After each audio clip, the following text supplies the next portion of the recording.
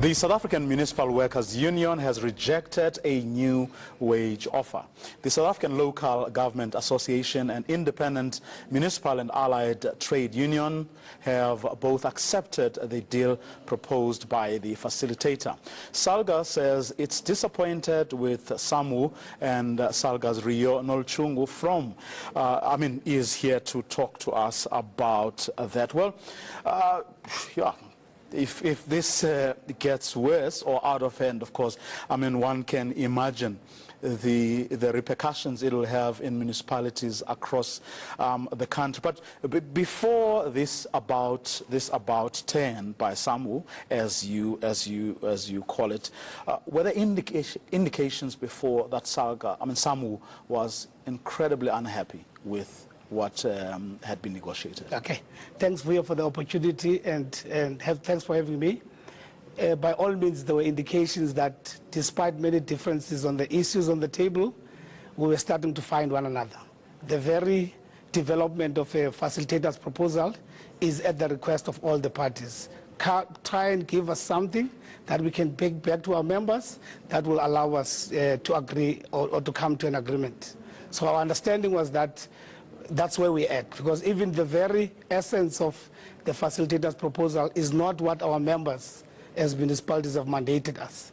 But in the interest of getting an agreement, bringing stability to the sector that's already facing massive financial constraints, we felt it's worth considering the facilitator's proposal. So our understanding was that all parties are in it to try and strike a deal. Well, if starting is the operative word, why then are you calling SAMU's position a U-turn, especially given that you are still consulting with municipalities? We have consulted with municipalities. But not all have agreed. Most of them have. In the very nature of municipalities, they are big and small.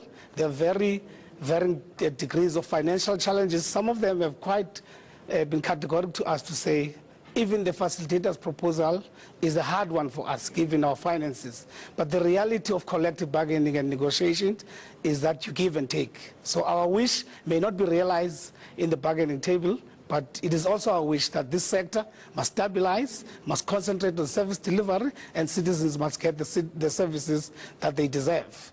To now start looking at rejecting the facilitator proposal outright and going back to a position that was not tenable to begin with, it takes us back as the negotiators. But are you surprised if, for example, you have the minister responsible for local government, Dr. Zweli Mkhize, only 3 days ago saying, painting a very bleak picture of the state of municipalities, that they are in distress, they are dysfunctional, they are getting disclaimers from the Auditor General and so on. Those are the sort of things that may well have an influence in how the workers think and then decide to bargain. But that may be the case on the part of the workers, but the reality is that as negotiators, we have a duty not only to citizens, but also to the municipalities that we represent, that whatever deal we arrive at the negotiating table won't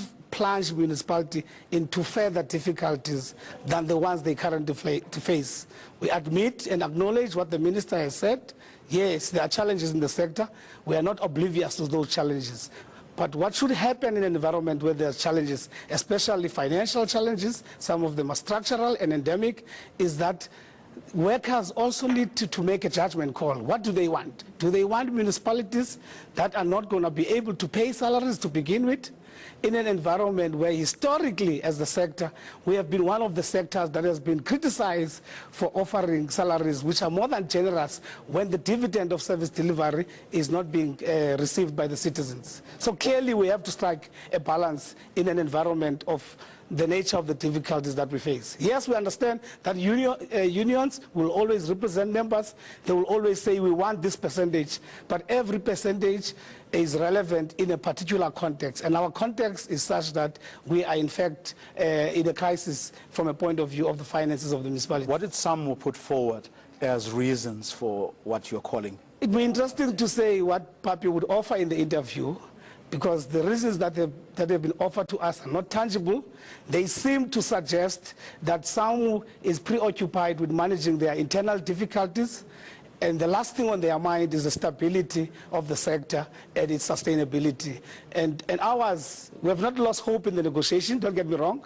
Ours is to encourage them to go back and encourage the members to at least give the facilitator proposal a chance. Because without it on the table, the reality is that we are going to go back to those positions which we know are clearly not going to bring us towards an agreement. Very, very briefly, you're saying there's a good progress that has been made on other issues such as uniform salary scales and retirement fund restructuring. Take us through that quickly. The retirement fund restructuring means that we want to rationalize pension fund arrangements in municipalities. We're one of the sectors, both in the public and the private sector, that offers quite generous pension fund benefits. We want to rationalize that so that we create uniformity, so that we have far fewer funds than the 81 or so pension funds that exist. Some of these have been established in the period of local government before we set up the new system.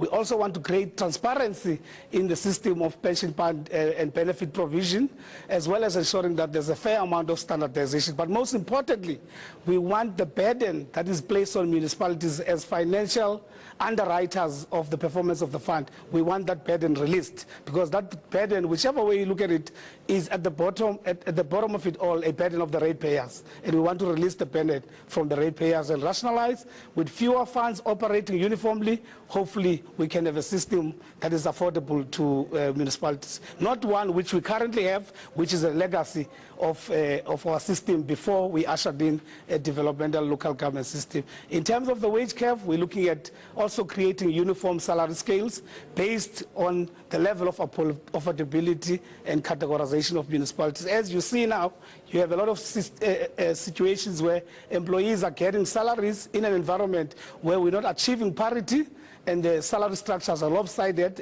and continue to be a replica of the system of local government before the current system, which has been ushered in from the year 2000. So that's really what we're looking for through those particular instruments of negotiation. Rio Nolutshungu, thanks very much for coming through. Thank you so much. He, of course, represents the South African Local Government Association at those negotiations.